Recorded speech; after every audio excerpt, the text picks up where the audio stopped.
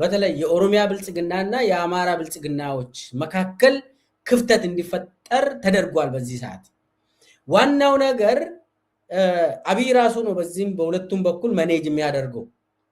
አብይ በመድረክ ላይ እንዲፋጠጡ አደረገ። የኦሮሚያ ብልጽግናዎችና የአማራ ማለት የቢአደን ድሮ የቢአደን አብይ ተላላኪዎች ማለት ነው። የኦሮሚያም የአብይ ተላላኪዎች፣ የአማራ ክልልም የአብይ ተላላኪዎች በአንድ መድረክ ላይ የብልጽግና መድረክ ላይ ተፋጠጡ። በነገራችን ላይ ይሄ የተፋጠጡት የብሔራዊ ምክክሩ ቦታ አይደለም። ከምክክሩ ውጪ አጀንዳውን እንዴት እንዳስቀጥላለን፣ አጀንዳውን መቋጫው ምን ይሆናል፣ የጋራ እሳቤ ሊኖረን ይገባል ብሎ የብልጽግና ከፍተኛ አመራሮች በተለይ ደግሞ የማዕከላዊ ኮሚቴ ስብሰባ አካሂዷል።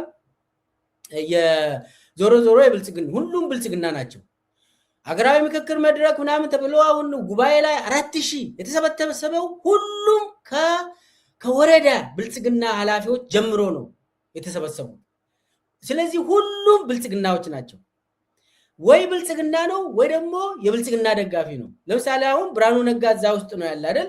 ብርሃኑ ነጋ ብልጽግና አይደለም የምትሉኝ ከሆነ እስቲ ማስረጃ አምጡ። ስለዚህ የተሰበሰበው ሁሉ ብልጽግና ነው። በሌላ ቋንቋ የተለያየ እንትን ሊለጥፉ ኢዜማ መስሎ ሊመጣ ይችላል፣ ወይ አብን መስሎ ሊመጣ ይችላል። ነገር ግን ወይ ደግሞ ሙሉ በሙሉ ቁልጭ ያለ ብልጽግና ሆኖ ሊቀርብ ይችላል። ቆንጆ የሆነ ነገር እሱ ነው ማለት ለመለየት ቀለል የሚለው በቃ ብልጽግና ራሱ ሆኖ ሲመጣ ጥሩ ነው። ግን ሌላ መለዮ ይዞ የሚመጣ ሁሉም የብልጽግና ተላላኪዎች ናቸው ለማለት ነው። ከ4000 ሙሉ የብልጽግና ሰዎች ናቸው። ነገር ግን የብልጽግና ማዕከላዊ ኮሚቴ ተሰብስቦ ነበር። ያ ብልጽግና ማዕከላዊ ኮሚቴ ላይ የኦሮሚያ ብልጽግናዎች አቋም እንዲይዙ ከዛ ደግሞ የአማራው ተወካይ ነን የሚሉ የአብይ ተላላኪዎች እነሱ ደግሞ እዚህ ላይ አንገታችን ነው የምንሰጠው ብለው እንዲያነሱ ተደርጓል። አብይ ይህንን ማኔጅ ለማድረግ ነው ቁጭ ብሎ የሚቀመጠው። አሁን አንዳንድ በተለይ ደግሞ አዲስ አበባ ጉዳይን በተመለከተ አዲስ ንግግር እንዳይላችሁ። አሁን ብልጽግና አመራሮች የኦሮሚያ ብልጽግናና የአማራ ክልል ብልጽግናዎች አለመግባባት ተፈጠረ፣ ተፋጡ ሲባል አዲስ ነገር አይደለም። የሚነግራችሁ እነማን ናቸው የሚለውን እነግራችኋለሁ። ግን አዲስ ነገር አይደለም፣ እንዳትደናገሩ። ከዚህ በፊት ኦዲፒ የሚባልና አዴፓ የሚባል በነበረበት ጊዜ እኔ ኦዲፒ ነበርኩኝ። የኦዲፒ ማዕከላዊ ኮሚቴ በነበርኩ ጊዜ ስካይላይት፣ አንዳንዴ ደግሞ የኦሮሚያ ኦዲፒ ጽሕፈት ቤት፣ አንዳንዴ ደግሞ ቤተመንግስት የአብይ ቤት ሰብስቦን አብይ ሁልጊዜ እኛ ሁለታችንን ነው የሚሰበስቡት። ይሄ አብይ ይሰበስባል፣ ከጎኑ ደግሞ አንድ ተላላኪ ሁልጊዜ ደደብ የሆነ ሰው ያለ ደመቅ የሚባል አብይ አጠገብ ቁጭ ብሎ ሁለት ሆኖ ይሰበስቡናል። ከዛ በኋላ አጀንዳ ደግሞ አሄድ ኦፍ ዘ ታይም ቀድሞ ይነግሩናል። ምልኬስ አንተ ይሄንን አንሳ፣ ታየን አንተ ደግሞ ይሄንን ታነሳለህ፣ አዲሱ አረጋ አንተ ደግሞ ይሄንን ታራግባለህ፣ እከሌ አንተ ደግሞ አብዱለኪ ሙሉ አንተ ደግሞ ይሄንን አንሳ፣ ታረቀኝ ደግሞ አንተ ይሄንን አንሳ ይላሉ። ከዛ ከቢአዴን ደግሞ የሚመጡ ሰዎችን እነሱን ደግሞ እናንተ ደግሞ ይሄንን አንሱ፣ ንጉሱ አንተ ይሄንን አንሳ፣ እከሌ ደግሞ ይሄንን ያንሱ፣ ይሄ ከባህር ዳር የመጡ ይሄንን ያንሱ፣ ከወሎ አካባቢ የመጡ ደግሞ ይሄንን ያንሱ ተብሎ መጀመሪያ ነው የሚሰጠን። ማን ነው የሚሰጠው? አብይ ራሱ ነው የሚያድለው እኮ አጀንዳውን። ከዛ ስካይላይት መጨረሻ ስካይላይት ላይ የሰበሰቡን ጊዜ ከጭንቅላቴ የማይወጣ እንደ አንድ ድርጅት አካል ሳንሆን በቃ ተነስተን ሁሉ በቃ መደባደብ ሁሉ ፈልገን አጀንዳው የመጣው ከአብይ ራሱ ነው ለኦዲፒም የተሰጠው ከአብይ ለአዴፓም የተሰጠው ከአብይ ልንደባደብ የለም እኮ በቃ ዝም ብለ እዛው እንድትደባብ ጠላት እንዴ የመጨረሻ አንደኛ ስለ አዲስ አበባ ጉዳይም ያኔ እንደምታስታውሱት አዴፓ መግለጫ እንዲያወጣ ይደረጋል ከባህር ዳር ኦዲፒ መግለጫ ያወጣል ተሰብስበን ደግሞ እንድንደባደብ ይደረጋል ከዛ አብይ ያውቁ እኮ ነው ይስቃል ደሞኛ ላይ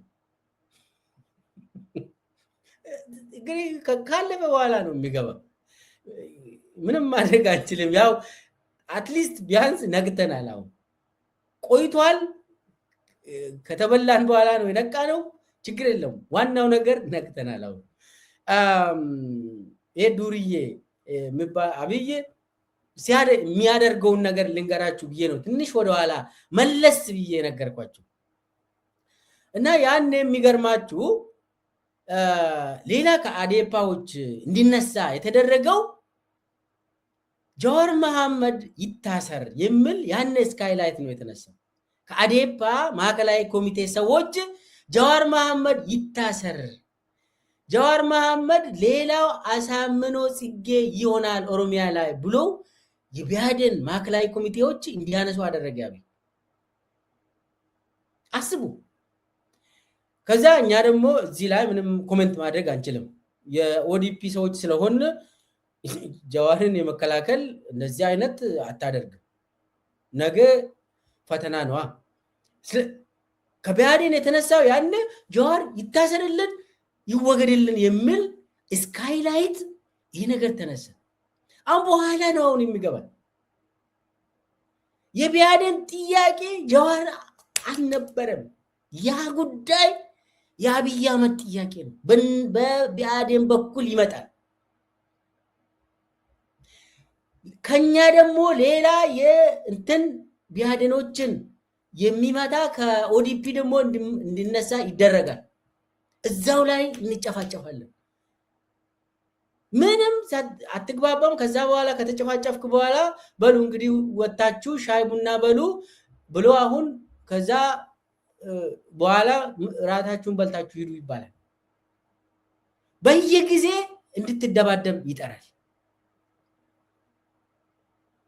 ይሄ ነገር በፓርቲ ደረጃ ብቻ ሳይሆን በግለሰብ ደረጃ ያጣላል ለስልጣኑ ብሎ ይደራጃሉ ብሎ ይፈራል ይደራጁብኛል ብሎ ይፈራል አረመኔ ስለሆነ ጫፍጫፊ ስለሆነ የኢትዮጵያ ህዝብ ጥያቄ ሌላ እሱ ያዘው ሌላ ስለሆነ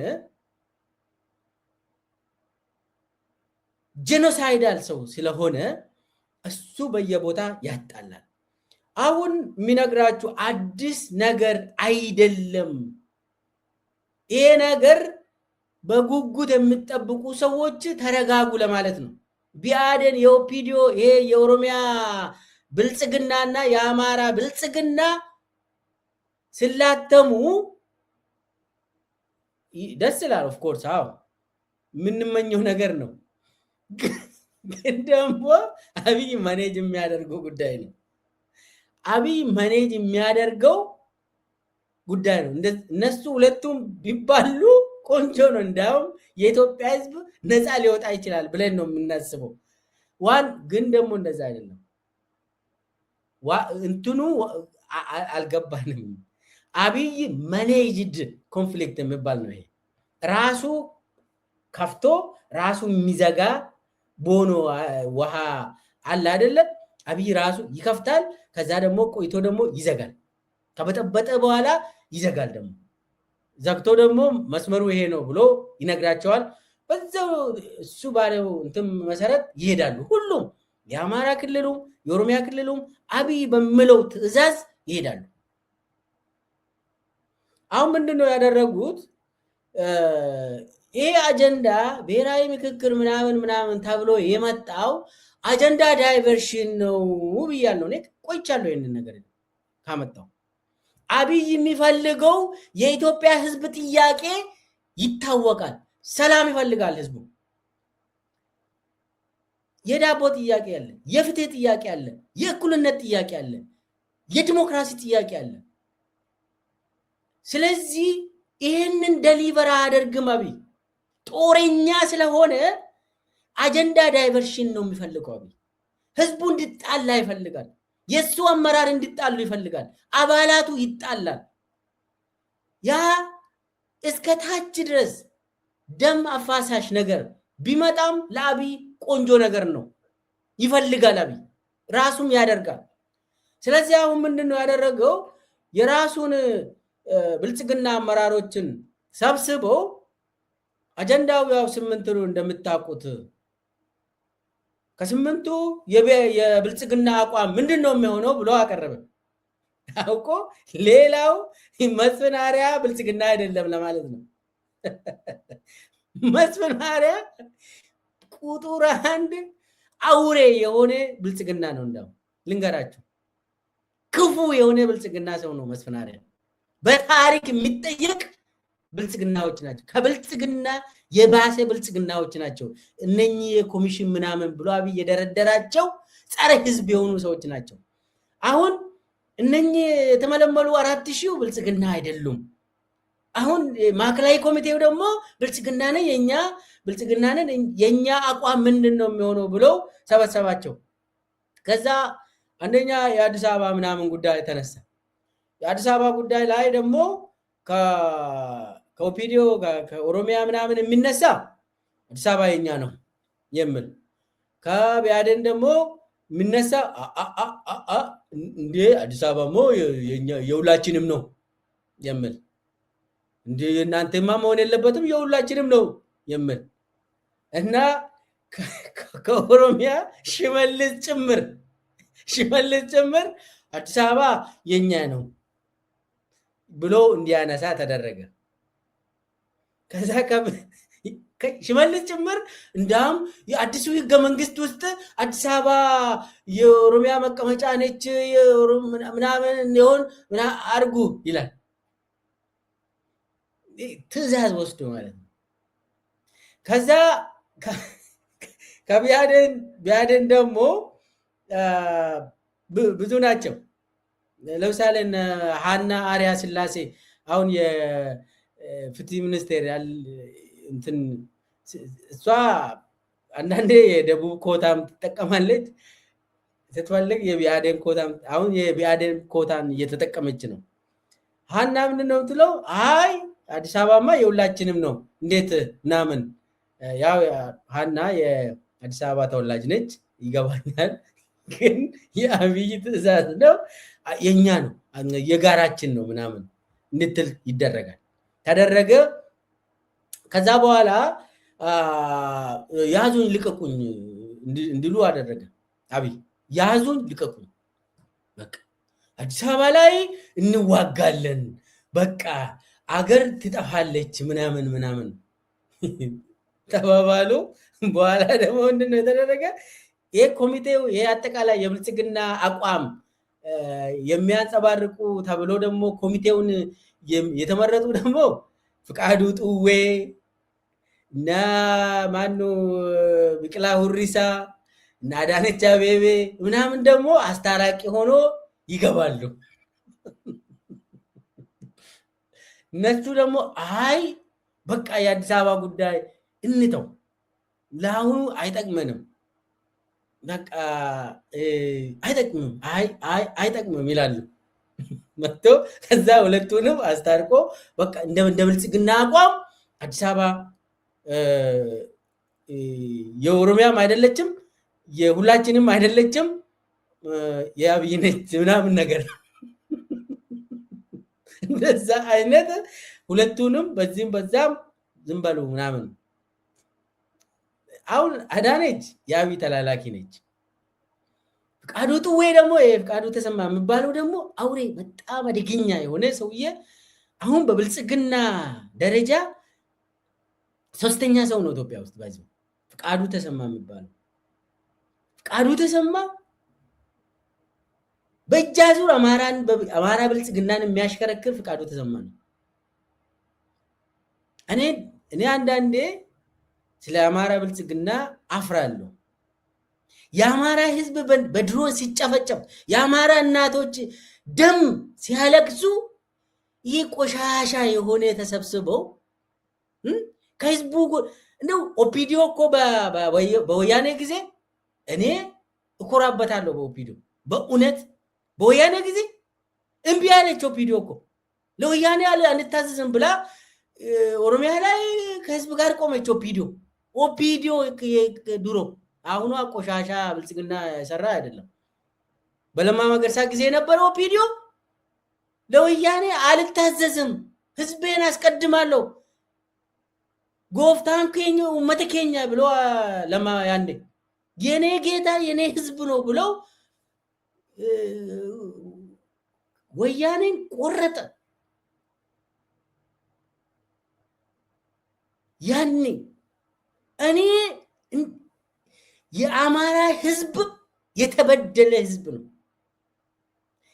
እንደዚህ አይነት ቆሻሻ አብይ የሚጫወቱበት ምንም መሰረት የሌለ እንዳው አብይ ምን መሰረት ነው ያለው እኔ አማራ ህዝብ ላይ የሚጫወቱ የቢአዴን አባል ሆኖ የአማራ ብልጽግና ሆኖ የአብይ ተላላኪ ሆኖ የአማራ ህዝብን የሚጨፈጭፉ ከፋፍሎ የሚጨፈጭፉ እኔ ለአማራ ህዝብ በጣም ይሰማኛል ለምን አንደኛ የአማራ ህዝብ ትላንትም ተበድሏል ዛሬ ደግሞ አይቶ ማቆም ነገር እያየ ነው ይህ ሐቅ ነው ምንም ፕሮፓጋንዳ አይደለም ሐቅ ነው ዛሬ ማን ነው አማራ ህዝብን የሚቀጠቅጠው ዞን ላይ ከተማን የሚያስተዳድረው መከላከያ አይደለ እንዴ ይህ ዝም ብሎ አማራ ምናምን ብልጽግና ተብሎ ከጎኑ የሚቀመጥ ሰው የአማራ ክልል ገዢ የአማራ እንትን ዞን ምናምን አመራር የምስራቅ ጎጃም መከሌ መሪ ይባላል የለም እንደዛ የሚባል አማራ ክልል በክላስተር ነው የሚያስተዳድረው መከላከያ ነው ሙሉ በሙሉ ትዕዛዝ የሚሰጠው ከባንክ ገንዘብ ለማውጣት መከላከያ ነው የምታስፈቅደው ይሄ ፕሬዝዳንቱ ይፈቅዳል ምናምን አረጋ ከበደ ነው ፕሬዝዳንት ኧረ ተው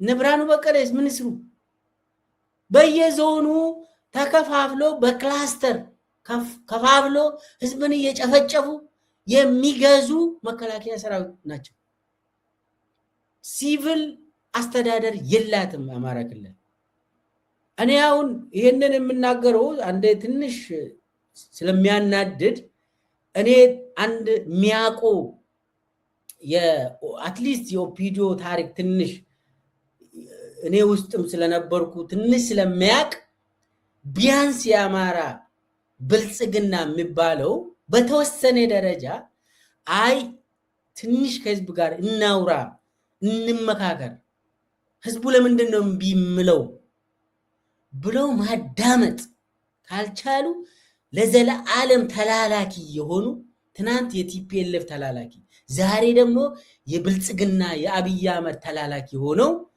ህዝብን ሲጨፈጭፉ ይሰማል በህዝቡ ደግሞ የሚነግድ መዓት አለ በአማራ ስም የሚነገደው ንግድ ይበዛል ህዝቡ ይጨፈጨፋል በአማራ ስም ደግሞ አዲስ አበባ ላይ ይነገዳል አሁንም እንደ ጉድ ችርቻሮም በአጠቃላይ ይነግዳሉ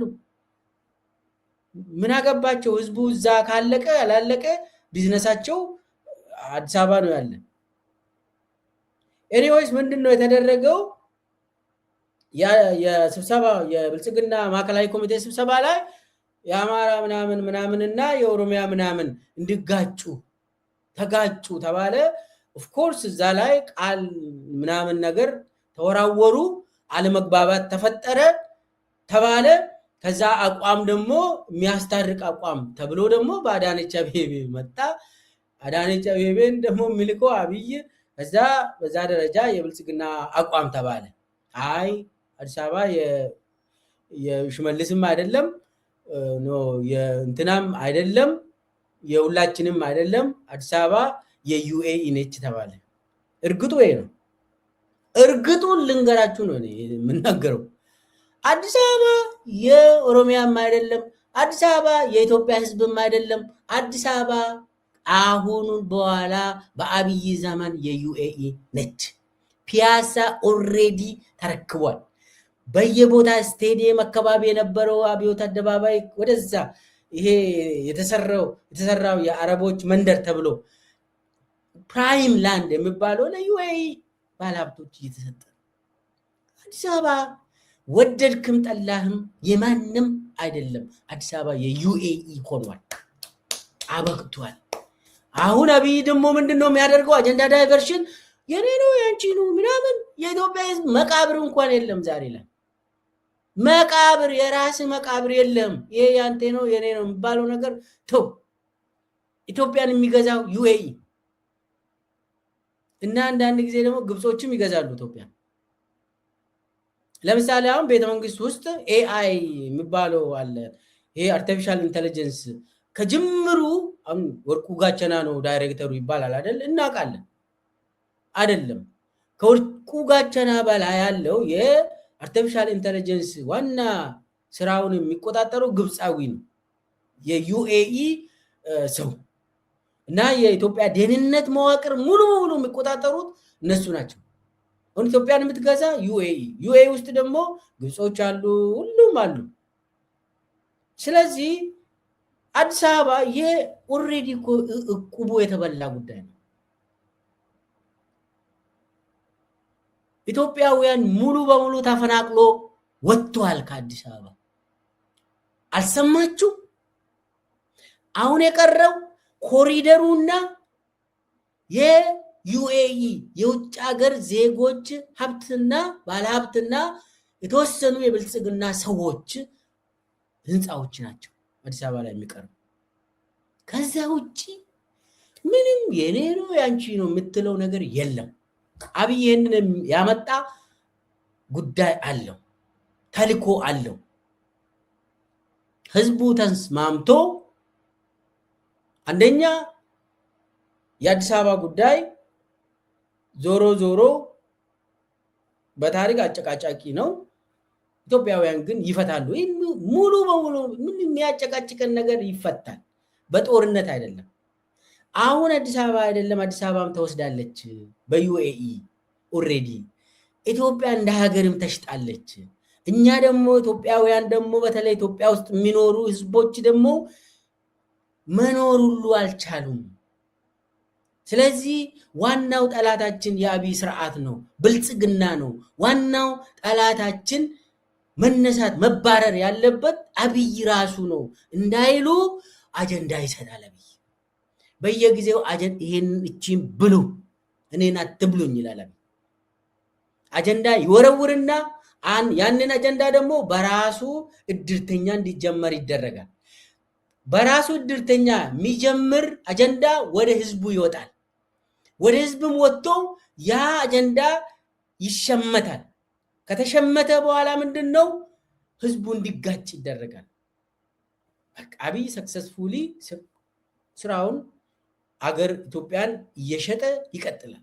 አዲስ አበባን እየሸጠ ይቀጥላል። ጦርነቱን ይቀጥላል። እኛን ከፋፍሎናል። እኛ ማይረባ አጀንዳዎች ላይ ጊዜያችንን እናጠፋለን። እሱ ግን አለቆቹ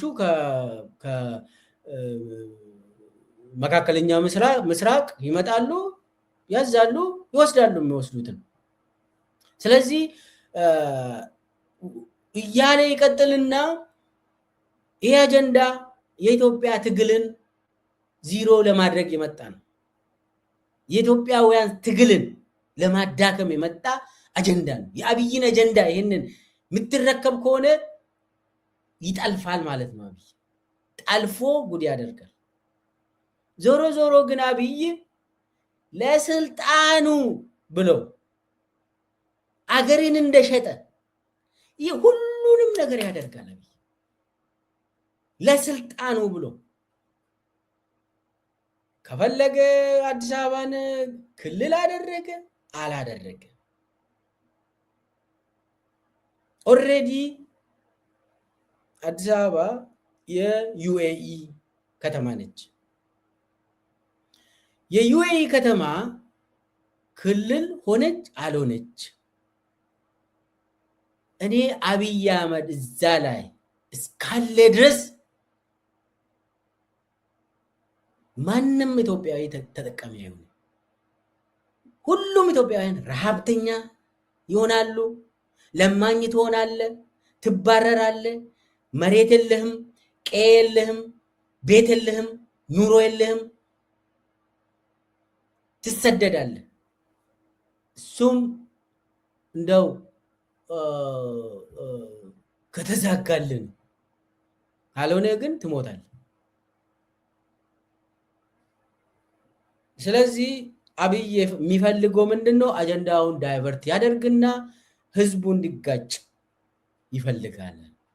በተለይ ደግሞ ለምሳሌ አሁን የአብይ ጭንቅላት ውስጥ ያለ ኦሮሞዎችን ካስከፋው አማራው ይደሰታል ብሎ ያምናል። አብይ አማራውን ሲጨፈጭፍ ያንተ ጠላትን እኮ ይኸው እየጨፈጨፍኩልህ ነው ብሎ ይናገራል። ከዚህም በፊት ተናግሬያለሁ። ይሄንን አማራውን እየጨፈጨፈ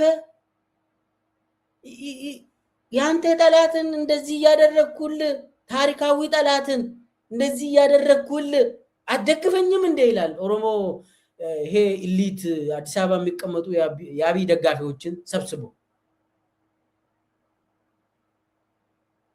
እንደው የኦሮሞ ጠላት አማራ ነው፣ የአማራ ጠላት ኦሮሞ ነው። መች ምን ላይ? የሁለቱም ህዝቦች ጠላት አንድ ግለሰብ አለ፣ አብይ አህመድ ይባላል እና የሱ አሽከሮች እና አብይ በአቅሙ በዚህ ሰዓት አንዱ ማህበረሰብ የሚጠቅም ነገር አስመስሎ ይመጣና እንዲጣሉ ያደርጋል። እሱ የሚዘራው ሁልጊዜ የግጭት የጥላቻ ይህንን ነው የሚዘራ አብይ። ይህንን ነክተን እንደው በየጊዜው አብይ የሚሰጠው አጀንዳ በትክክል ካላየ ነው ተጠልፈን ልንወሰድ እንችላለን። የኦሮሞና የአማራ ህዝብ አብሮ የኖረ ህዝብ ነው፣ አብሮም ይኖራል። አገሪቷም የሁላችንም ነች። ይበቃል። ጦርነቱ ብቻ ይቁም። እንዴት ነው የሚቆመው? አብይን ስትሸኘው። ከዛ በኋላ ትግራይ ወይ ሰላም ያገኛል፣ ሁሉም የኢትዮጵያ ህዝብ ሰላም ያገኛል። አብይን ብቻ ከዛ አባርና ልክ እንደ ዝናብ ይቆማል ጦርነቱ። ሸርም ፕሮፓጋንዳውም ይቆማል። ለምን? ለአንዴና ለመጨረሻ ጊዜ ይሄ ጦርነት ይቆማል። አንዴ ተሸውደናል፣ ዳግም አንሸወድም። ስለዚህ አሁን የሁለቱ ብልጽግናዎች ተጣሉ ሳይሆን አብይ ድራማ ሰራ። ለምን ሰራ ብለን ነው የምናየው እንጂ ሁለቱ ለድራማ ከዚህም በፊትም ሲሰራ ነበር። አዲስ ነገር አይደለም። አብይ የሚፈልገው ይሄንን ነው። ማኔጅድ የሆነ ኮንፍሊክት ይፈልጋል አብይ ለማለት ነው። ይሄ ነገር ይቀጥላል። በየጊዜው ይሁት ታገኛላችሁ ወዴት እንደሚያመራ። አብይ የሚፈልገው ነገር አለ። እሱም ህዝቡ እንዳይስማማ ከተቻለ ደግሞ እንዲዋጋ ይፈልጋል። አሁን የአዲስ አበባ ጉዳይ ብቻ አይደለም፣ የድሬዳዋ ጉዳይ ላይ እንደዚህ አቋም አለ። ቀጥሎ ደግሞ የክልሎች አወቃቀር በሚለው ደግሞ ለምሳሌ አሁን ራያና አላማጣ የወልቃይት ጉዳይ ነገር አብይ አውቆ እንደ ፈንጅ ነው ይህንን የሚይዘው። ለምንድን ነው ይሄ ሁሉ? አብይ ህዝብ ለህዝብ ግጭት ይፈልጋል፣ ጦርነት ይፈልጋል። አሁን ቅርብ ጊዜ አሁን ደብረ ማርቆስ ሂዶ አብይ የተናገረው አፄ ዮሐንስ ምን እንዳደረገ ረሳንደ አንተ አማራ ህዝብ ይላል። የጎጃም ህዝብ ምን እንደፈጸመብህ እንዴት ትረሳለህ ይላል። ጠላት ትግሬ ነው ይላል። መሰሪ የሆነ ሰይጣን የሆነ ሰው ነው እንደዚህ የሚለው። የአማራ ህዝብ ጠላት ትግሬ አይደለም። የአማራ ህዝብ ጠላት ኦሮሞ አይደለም። የአማራ ህዝብ ጠላት አብይ አህመድ ነው። ስርዓቶቹ ይመጣሉ። ስርዓቶች ናቸው ችግር የሚፈጥሩት። ህዝብ ለህዝብ ምንም ችግር የለም። ሁልጊዜ የስርዓት ችግር ነው ያለብን። አንዱ ይመጣል አውቆ ለእኛ እንትን አሳቢ መስሎ እኛ እንደግፋለን፣ ሌላውን እንደዚህ ያደርጋል። ከዛ በኋላ የትግራይ ችግር ሆኖ ይቀጥላል።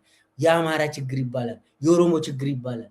ህዝቡ ችግር የለበትም። ልንገራችሁ፣ የትም ቦታ እዩት፣ ህዝብ ችግር የለበትም። መሪዎች መሰሪ ናቸው። በተለይ ደግሞ አብይ የሚባል በጣም ከባድ የሆነ ሰውዬ ማለት በመሰሪነት በሰይጣናዊ አስተሳሰቡ እሱም በጥንቃቄ መያዝ አለብን ለማለት ነው።